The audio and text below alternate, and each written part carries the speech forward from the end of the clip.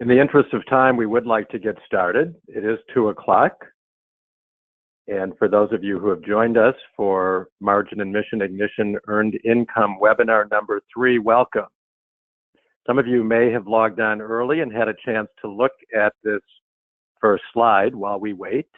And for those of you who haven't, we'd like to just call attention to it because the information on here is relevant to our conversation today.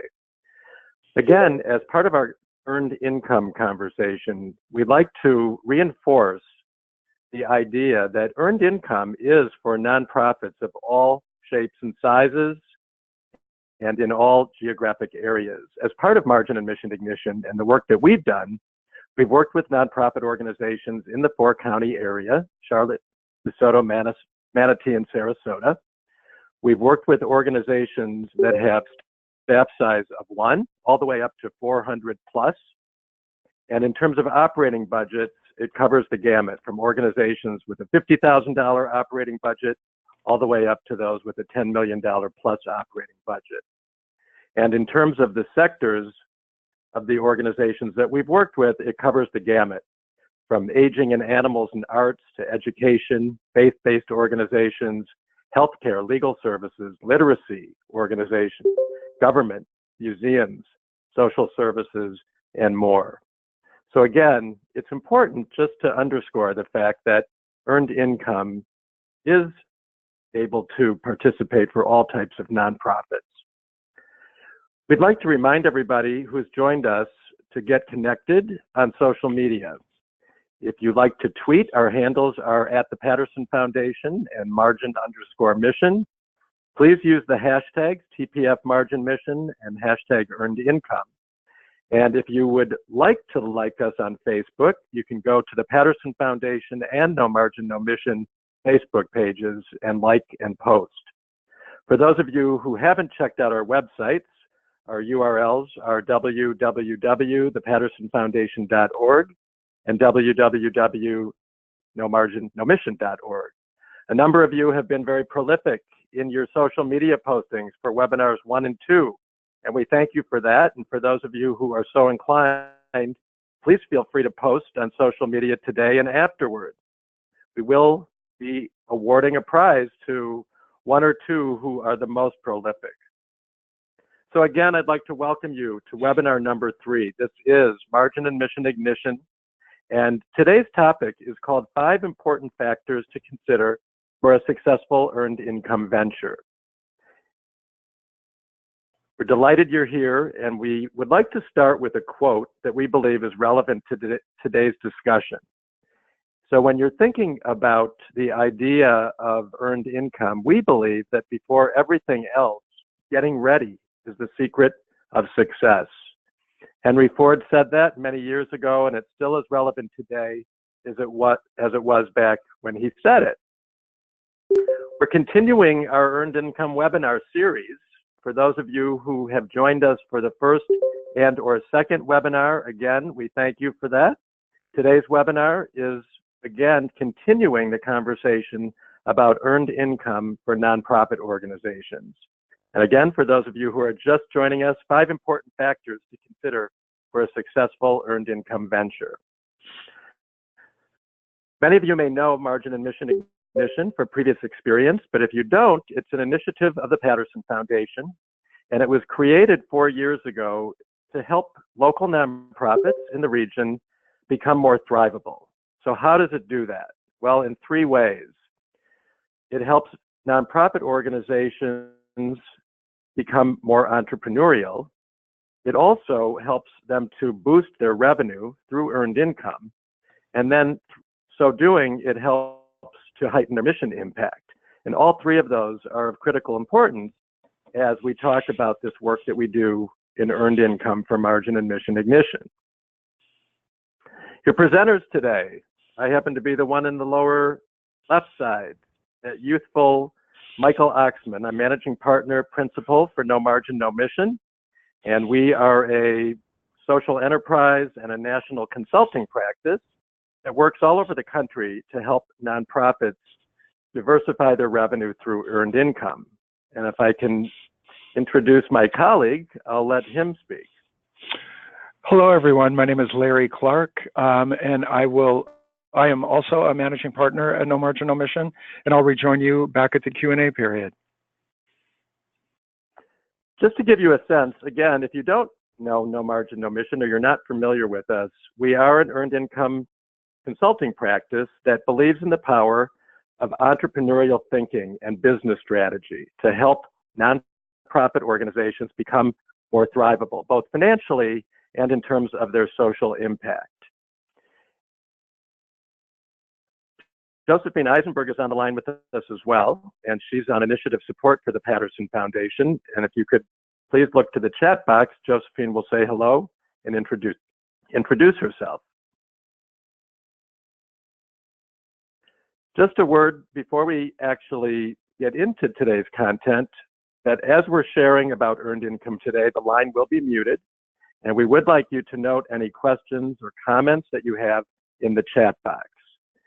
During our Q&A at the last part of today's webinar, we'll answer as many of those questions and address as many of those comments as time allows. So a few goals for today's webinar.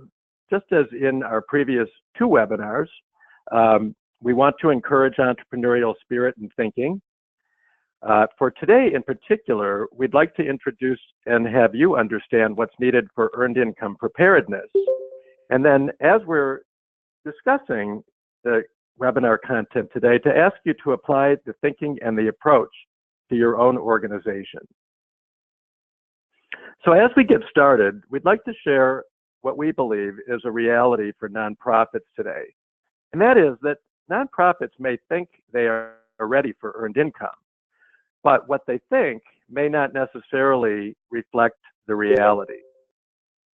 So our response is that preparedness for earned income ultimately will help nonprofits be more likely to succeed at it. And we suggest that nonprofits consider their organization's alignment in 5 key areas. So before we dive into the actual content on earned income preparedness, we'd like to just spend a few minutes flashing back to our first 2 webinars. And again, for those of you who were on our webinars, this is a bit of a recap, but for those of you who are new, we think you'll find it useful. So the first item that we wanted to share is that without diverse revenue streams, we believe organizations are vulnerable. And in particular, we believe they're at risk if more than 30% of their funding is coming from a single source. That's why earned income is important, and we define earned income as payments received in direct exchange for a product or a service. Earned income is not grants and donations, and we're frequently asked that. So as you think about your own nonprofit organization and those funds that you have coming in through those traditional sources, keep in mind that they are not earned income. Instead, we like to talk about earned income in terms of 3 different types. First is products and services, which are tangible or intangible offerings that are sold to generate revenue. There's capital earned income activities, which come from facilities and investments that are used by a nonprofit to generate revenue. And then there's intellectual assets, those skills, the knowledge, or the experience that your staff may have to be able to generate revenue.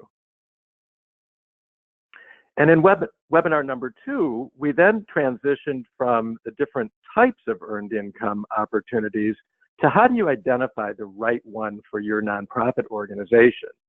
And briefly, we introduced a process to think about those ways that you can generate earned revenue and ultimately decide which one may be best for your nonprofit. A 7-step process that starts with inventorying all those potential earned income activities that you have in your organization. And once you've gone through and inventoried those, taking them through a bit of a prioritization process, looking at a number of selection criteria that would help to narrow those down, plugging them into a margin and mission matrix. How do those earned income ideas deliver on margin and mission? What are their strengths, weaknesses, opportunities, and threats? And then what might the risks be, and how might you mitigate those? Step 6, then, if you need more information, you can gather that and add that to your information process. And ultimately, step 7 is being able to select the most viable product or service. Again, for those of you who haven't had a chance to look at the first 2 webinars, they are available on the Patterson Foundation website, so you can certainly feel free to go look at the recorded webinars to get more information and detail about these 2 webinars. We ended the last webinar with a bit of an action step, and for those of you who had a chance to spend some time working on it, we hope you shared that learning with others in your organization, that perhaps you had some time to inventory your own earned income possibilities for your organization, and then to apply that criteria to assess their viability. And if anybody's so inclined to share an idea or 2 that came up during your inventory exercise, feel free to type it into the chat box. So that takes us to today's focus, which is, again, as we continue to talk about earned income, how do you assess your organization's preparedness for it?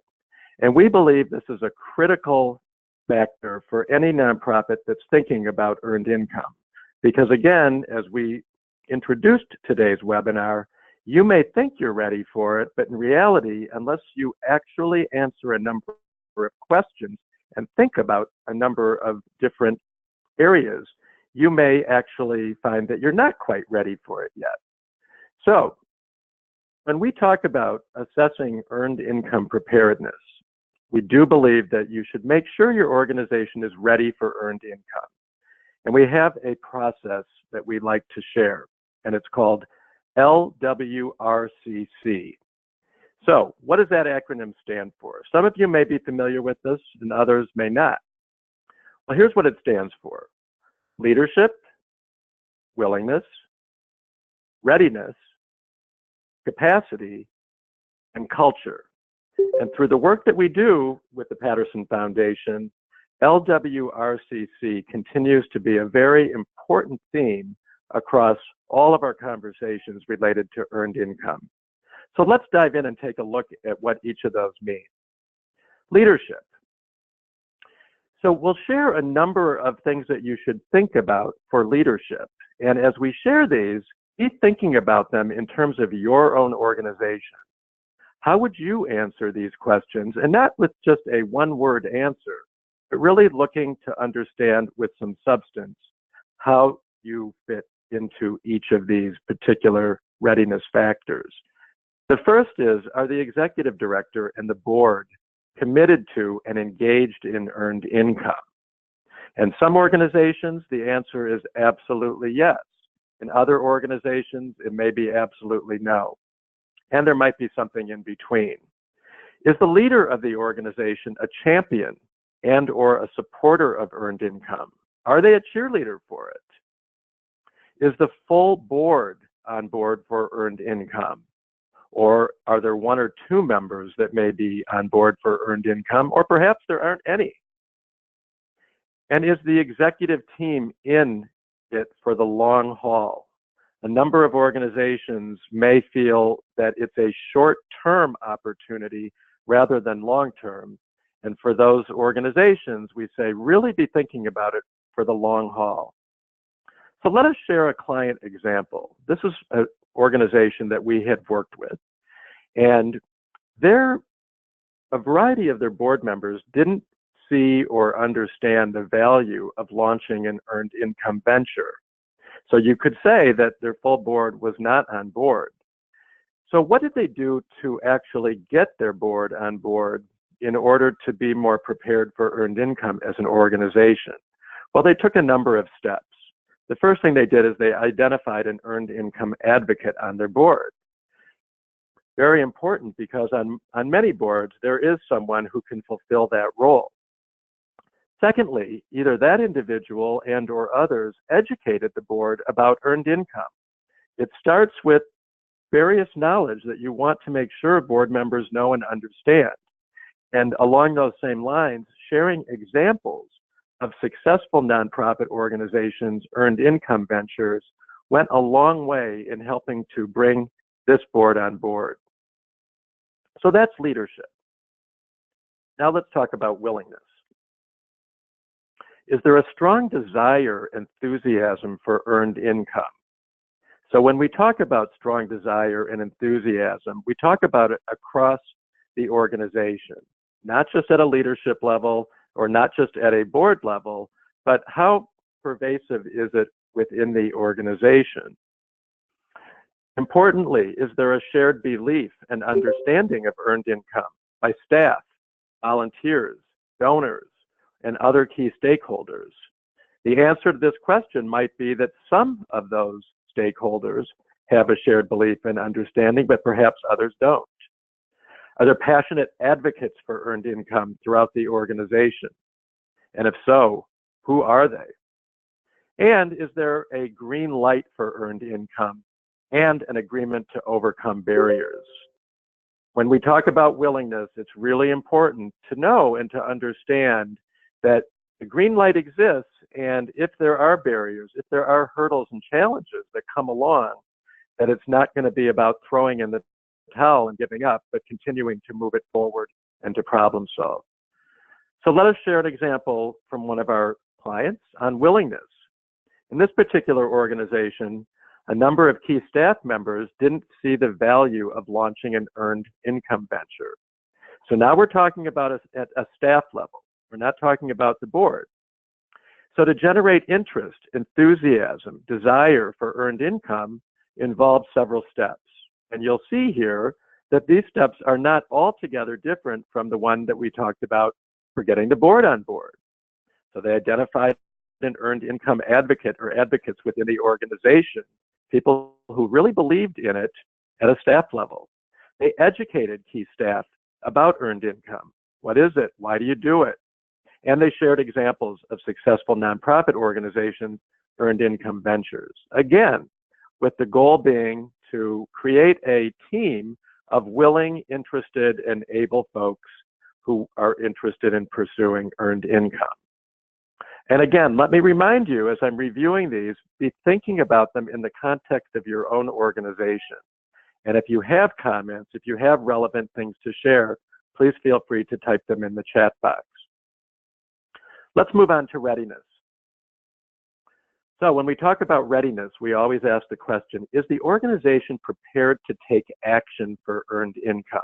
It's one thing to talk about it. It's another thing to say, we are ready to act. Is the organization driving toward thrivability? And when we talk about thrivability, we talk about strength in terms of the financial side, in terms of the operational side, in terms of the mission and social impact side. Is there organization stability? Is the organization moving along on the right continuum? Or are they finding that there are some significant issues that might hinder that stability? And also, is the organization strong at both planning and execution? Again, all things that we believe are important to readiness.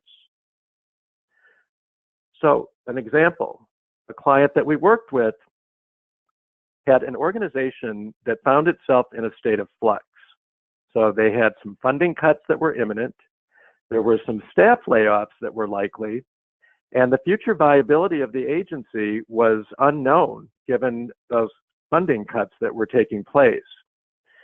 And while they realized that an earned income venture could help fill in the gap, the revenue gap, the reality was that given the organization's instability during this particular window of time, it just wouldn't be prudent to move forward with an earned income venture.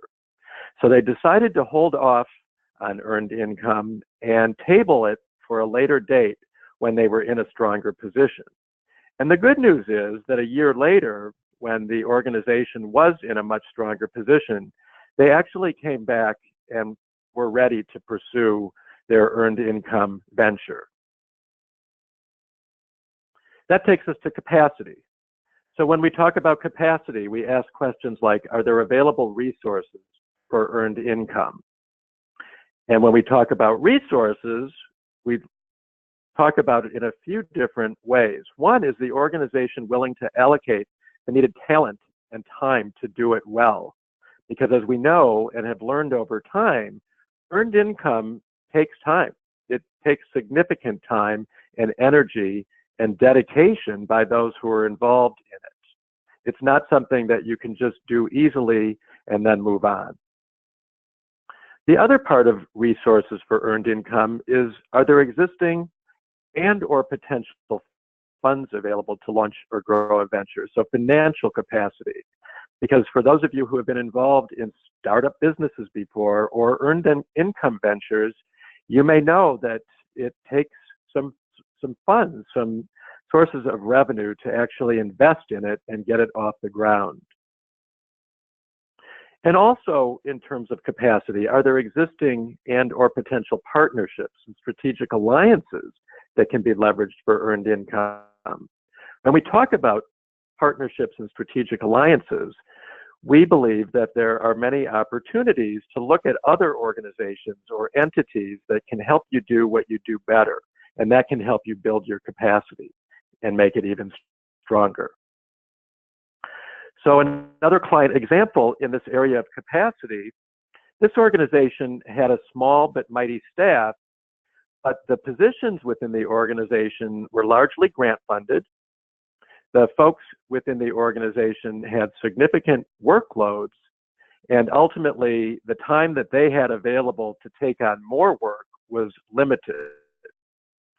But given the organization's strong desire for earned income, they did a few things, and these were very important. The first was they took a good hard look at their staff, and they identified some very tangible ways that their staff could be more efficient and maybe even more effective. Within every organization, we're all doing things perhaps that we don't need to be doing or could be doing smarter or differently. And that's a good starting point. They also assembled a team of leadership, staff, and board for earned income. And that's important because earned income, as we've indicated before, really is a team effort. It's not something that's done by one or two people. And it's certainly not something that's just done by the staff within an organization. It's got to have the support and it's got to have the involvement of leadership, board, and staff in order for it to succeed and do well. So again, very important to helping this organization move along the lines of their earned income venture. And that takes us to culture, the last of our factors for LWRCC. Culture, when we talk about it, we ask questions like, is there entrepreneurial spirit? And when we talk about entrepreneurial spirit, it's really asking a number of things about how does your organization look at various opportunities? Do you see opportunities perhaps where others don't? As an organization, is your culture open to new ways of doing things? Or do you find that your organization tends to do things the same old way? Is your organization nimble and flexible? Or are you like a big ship that takes a long time to change course?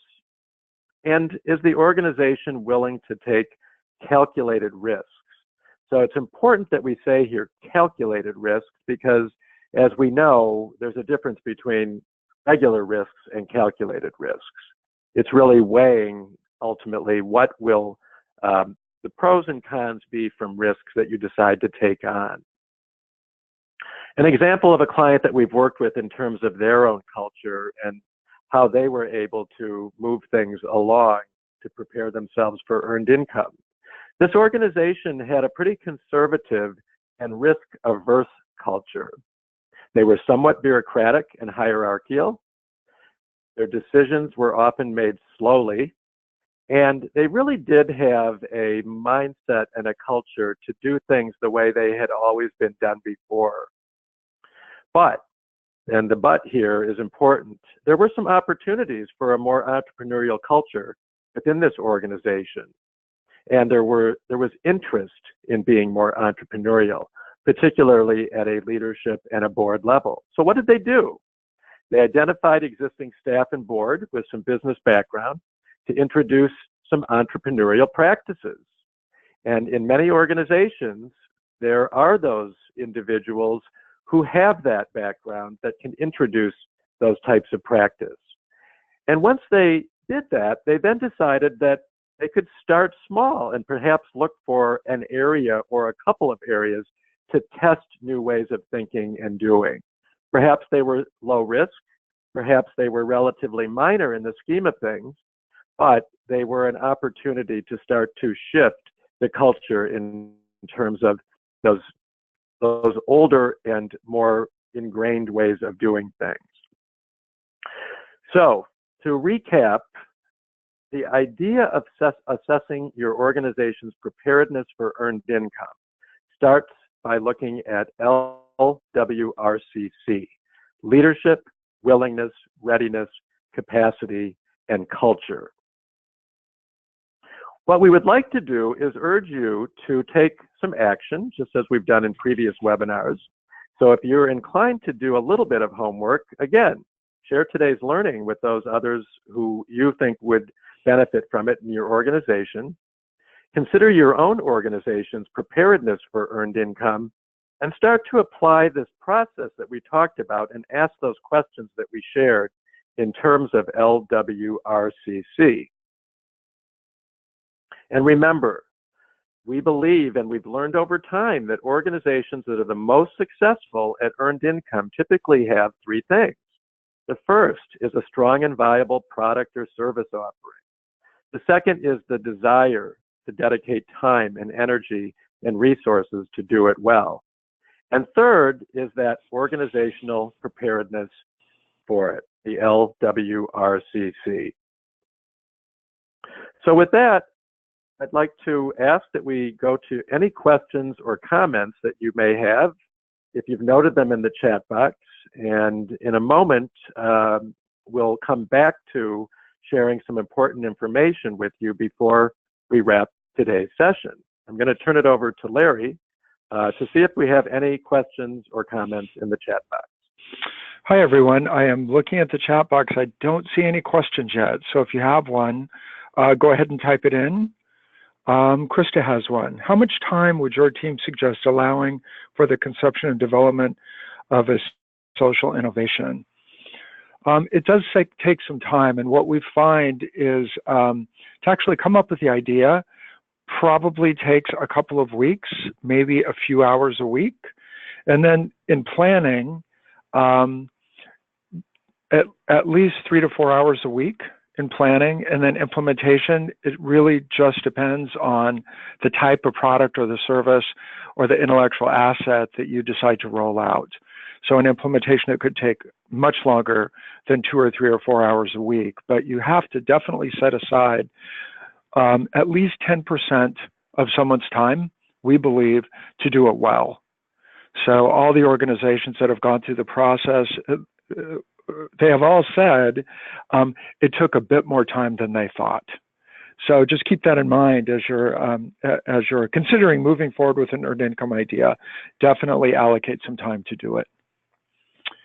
Another question, Mike, do you have anything to add to that? Oh. Victoria asked a question, can earned income jeopardize nonprofit status? And we always suggest, Victoria, the first thing you do, or one of the steps along the way, is to make sure that you consult with your legal counsel, whatever idea you come up with. But as Mike said in an earlier webinar, if you focus that idea, that earned income idea, on something that's mission focused as opposed to not mission focused, there's a pretty good chance that you won't jeopardize your nonprofit status.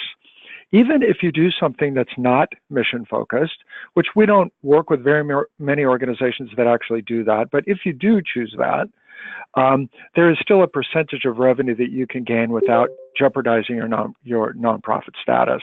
But, you know, pulling it back, always consider talking to your legal counsel and get some advice before you move forward. Connie asked, I don't think the empowerment group is quite ready for earned income, but I can see it happening in a year or two. Step one, I think after telling the board about the webinar series, would be to identify what we are ready to offer as a service. Many thanks for this. I'm learning. Connie, and hopefully you're still on the line. In just a minute, Mike will share a bit more about an opportunity for you that you could actually get a board member involved in. So I'll let Mike go into more detail about that. Victoria asked, how much transparency is required on earned income other than IRS reporting? You know, most of the organizations are very transparent about their earned income. So, you know, on your 990, you would have to show it as an earned income stream, as an income. But if it's mission focused, keep in mind that it's a great thing you're rolling out. You're reaching more people with whatever activity or product or service that you're sharing. So it's not like you want to hide it. You actually want to share it. So if you look at many organizations that have earned income, it's right, you know, front page of their website. They're doing marketing campaigns or advertising, you know, campaigns around it. It's very upfront. So other than your IRS reporting, if you're selling something, we hope you do it well, and it's incredibly transparent in the process. Another question, do you have examples of case studies in the area of education that you can share? I'll give you one example. There was an organization, an education organization that we worked with that actually had 2 high schools. They had a different way of teaching. They had a different way of working with the students, and their test scores were outstanding. And they were getting calls throughout the country to say, how do you do what you do? Because you're doing it really well, and all your kids are excelling, and your graduation rate and moving on to college is outstanding. So they contracted with us. We helped them put a business plan together to actually create a consultancy to help those other school districts throughout the country, and in some cases states, replicate their model. And fast forward, you know, 4 years, 5 years, it's about 80% of their revenue at this time. And they've backed off actually of grant writing and private donations because they have such a revenue model helping others do what they do best. Any other questions? Great questions today. Thank you so much. I will turn it back over to Mike. Great, thank you. Well, in closing, just a reminder that today's webinar has been recorded, and a link will be available for viewing it soon on the Patterson Foundation website. We do encourage you to feel free to share this webinar with your colleagues and with your peers, as well as the previous 2 webinars. And webinar number 4, which is scheduled for next week, will also be recorded. We would like to thank all of you for your participation in our 3rd webinar today. We hope you will join us for that next webinar, and the topic will be generating revenue is just one of the many benefits of an earned income venture. And again, you can feel free to invite your colleagues and peers to register for webinar number 4. So, we do want to make sure that before everybody adjourns, that we give you a bit of a sneak peek to what's ahead, because once the webinars are complete, we will continue this earned income journey. So what's coming? Well, in early April, we will introduce our Margin and Mission Ignition Educational Lab Series. And when that launches, it will become ultimately the precursor to a process where nonprofits in the region will be able to participate in some intensive one-to-one consultation and technical assistance. And that's going to include 3 phases of work. One is developing a business plan for your earned income venture. The second phase will be implementing that business plan. And then the third phase will be a post-implementation monitoring and tracking process. So we do encourage you to stay with us on this journey and learn more. So how are you going to learn about what's ahead? Well, after today's webinar, you're going to receive an email invitation from the Patterson Foundation, and you all are cordially invited to participate in our Margin and Mission Ignition Lab 1. It will be on site, and it will be on April 10th, a half-day session from 9 until 1 with lunch provided, and the venue will be announced in the email invitation that you receive shortly. So the topic will be why nonprofits should care about earned income, and it will give each of your organizations an opportunity to dive in more deeply than we've had the opportunity to do during these webinars, to have good conversations, for us to be able to work with your teams, and for you to be able to spend some time together talking about what is your earned income venture or your possibilities. What are some ways that you can think about applying criteria to pick the right one? Are you, as an organization, really and truly ready for it? And we'd like to leave you with the important note here that we strongly encourage participation at our first lab and then the subsequent ones by 3 people from your organization. Again, as part of the importance of having that earned income team, the executive director or the CEO, the board member on from your organization who's interested or passionate in earned income, and a key staff member. So again, be on the lookout for that invitation. It will be arriving shortly after today's webinar, and we do encourage you to register for it, and for each of those 3 individuals that you may bring, for them to register as well. Again, if anyone has questions following today's webinar, please feel free to let us know. Our email addresses are lclark@nomarginnomission.org and moxman@nomarginnomission.org. Once again, thanks to all of you. This concludes webinar number 3. We hope you walked away with some good, useful information in terms of 5 important factors to consider for a successful earned income venture. And we'll look forward to next week's webinar and hope you'll tune in. Thanks, everyone. Bye-bye.